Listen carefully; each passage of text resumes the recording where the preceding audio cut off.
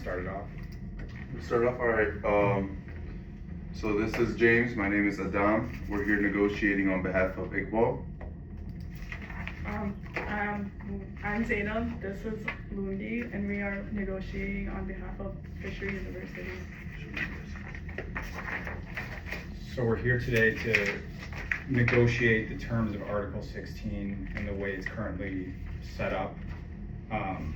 The way that it's currently set up is Iqbal's discovery, he's prevented from enforcing it in developing countries, which are defined as low income, lower middle income, and upper middle income economies. Just to start, I think what we're seeking would be a full exclusivity period for 3 to 5 years once the drug comes to market, as well as like the ability to enforce it in countries like China, India, Russia, Brazil, and other major drug markets. Could you repeat which ones you said? The countries? So we're really looking, I mean, the upper middle income economies, but Okay. specifically, I think China, India, Russia, and Brazil are 4 of the major ones. I think China and India are gonna be in the lower middle. Lower middle. And then, Okay. Okay, so China. Yeah, if we have to be able to negotiate Article 16. If we don't, Mustard Seed's gonna pull out, and he's our biggest investor. He's investing $5 million, and if he walks away, McKinney, which also pledged $2.5 million, is basically worthless because $2.5 million won't get us anywhere. Okay. Yeah. So why specifically China and India? They have the biggest capacity to manufacture a generic drug, which would then make, like, we would lose the market share that we need in order to be profitable. Okay. Okay. And will you be able to assist them with maintaining the integrity of the quality and the efficacy of the drugs? What do you mean by a system? So we noticed that, like, with the lower countries, they actually have issues with creating and maintaining the drugs. And we would like to find out if we do agree to China and India specifically, that you would be able to assist them with manufacturing and producing and selling the drugs. Is that possible? We'd be willing to manufacture and sell to them at cost, Okay. so that it doesn't come out of our budget, but we're also not profiting off of it. What do you mean by not profiting off of it? Like, if we need to set up a new factory or whatever to manufacture the drug, we will take all those costs and then sell to them. Based on that cost, we will not make $1 off of it, but we also won't lose money. Okay. How will you maintain the efficacy of that? Will you guys have rigorous testing? Will you guys bring out a proper plan? Of course. Okay. Of course, that's why we don't want to say we're gonna do it at a loss, because then we're gonna lose that efficiency and the Okay. quality control. And that's why we need the full exclusivity period for a few years, so that we can establish a market share in those countries and continue to have the investor backing so that we can invest in things like, ensuring efficacy and availability in certain countries. Okay. And how can you secure that funding? So right now, the way that Article 16 is set up, with how restrictive it is and the ability to enforce the IP rights in countries, right now the way it's set up is investors like Mustard Seed are hesitant to buy into the company because they're afraid that if it does come to market, that certain countries are going to be able to create generics, rip off the drug, and it kind of undermines our business plan. Okay. So my concern with China and India is the university has a reputation to uphold, and there is going to be a lot of startup issues that you might have, especially in those types of markets.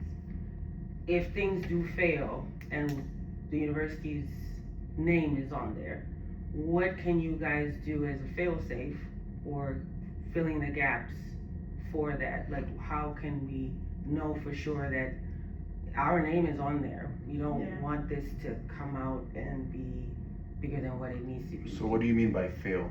As in, like, they don't get the proper quantity of drug, they don't get the proper drug, the drug doesn't function the same way. What do you mean by fail? Kind of just like So because you're establishing a new market, Correct. we can't expect everything to go well. 100%. So for whatever plan you guys present to us, we would like to know what are the safeguards to protect the integrity and the name that you have on, because we are funding this. Correct. Yeah. So the whole reason we're arguing for Article 16 Mhm. is so that we can have the proper funding Mhm. to make sure that everything goes well. In order for us to make this drug and for us to actually be profitable at the end, Mhm. we're going to need to do testing. There's going to be a lot of testing, and we will not send the drug out until it is ready. Okay. So And that- what if that testing does not, so you guys are asking for 3 years, right? 3 years within that time? We would prefer 5 years after Okay. after the drug has already like been approved by us, and we're ready to ship it out.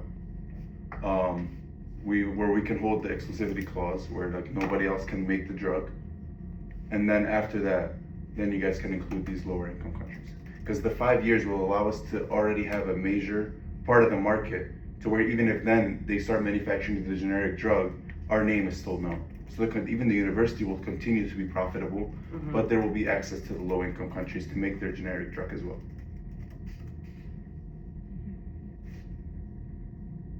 This is not something that's going to be done quick. So 5 years is nothing. 5 So years is you're nothing. requesting testing for including that 5 years, or you want, I mean, that we are- the Article 16 usually wouldn't apply until Yeah. after the drug is done. The okay, drug is already, we were selling it at that point. okay. So afterward, we start Okay. selling it for Okay. 5 years, Okay, then we can let them start manufacturing the drug. okay. And if we don't have it, then that makes it harder for us to, like we said, continue to get the funding to be able to, roll out the testing and do everything that we need to do to make this successful. I think the chances of failure are higher if we aren't able to renegotiate the terms of Article 16.